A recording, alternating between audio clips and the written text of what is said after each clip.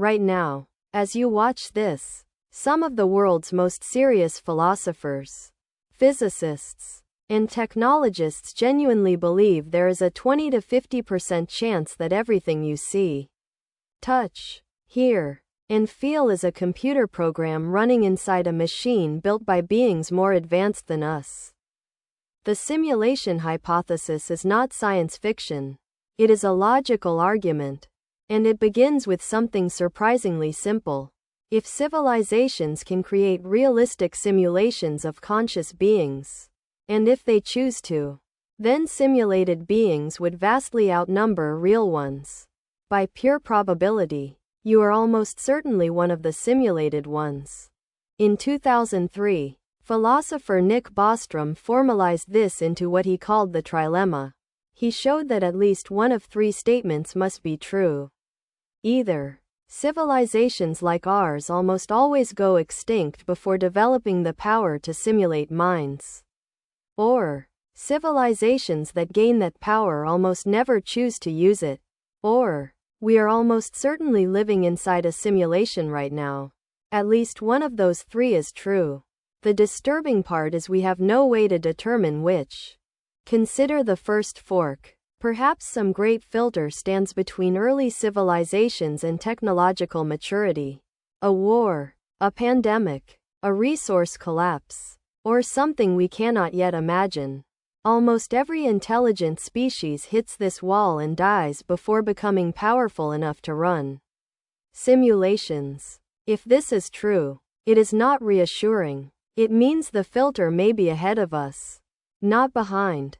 The second fork. Perhaps advanced civilizations simply lose interest in simulating their ancestors. Perhaps they find it unethical. Perhaps they discover something that ends the desire. Perhaps the universe turns out to be stranger than we can simulate, and the project becomes impossible. For this fork to hold, the suppression of ancestor simulations must be nearly universal across all civilizations that survive. The third fork is the one that haunts us. If even one civilization survives and runs ancestor simulations, and runs them at scale, then the number of simulated minds dwarfs the number of real ones. Trillion to 1 odds. Bostrom estimates that if just one post-human civilization ran modest numbers of such simulations, there would be billions of simulated people for every real one. If simulated consciousness is possible, you are almost certainly inside the simulation.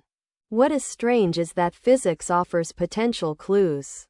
The universe appears to be fundamentally digital. Space and time cannot be divided infinitely. There is a smallest possible length, the Planck length. Just as pixels are the smallest unit of a screen, the speed of light acts like a processing limit. Quantum mechanics only resolves states when observed, as if the universe conserves computational resources by not rendering what no one is looking at. None of this proves simulation, but it looks exactly like what a simulation would look like. Here is where it becomes vertiginous. If we are simulated, our simulators may themselves be simulated, and their simulators. An infinite stack of simulations with no base reality anyone can reach. Descartes worried about an evil demon feeding him false experiences. Bostrom's argument is not that a demon is deceiving you. It is that you might be a pattern of information, a mind running in a matrix, and that this possibility follows from nothing more than basic probability. Critics raise serious objections. Consciousness may not be computable. No simulation could ever produce genuine experience. The energy required to simulate a universe at the quantum level would itself require something like a universe to power it. And some physicists argue that the fine-tuned constants of our universe, the precise values that allow life to exist, are too specific to have been programmed by an intelligent designer. These are real objections, but none of them definitively closes the argument.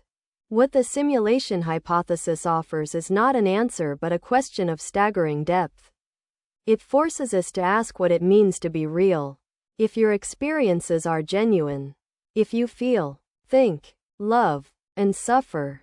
Does it matter whether those experiences run on neurons or silicon? The ancient question was whether life has meaning. The modern question is whether life is code. And we have no way to tell from the inside.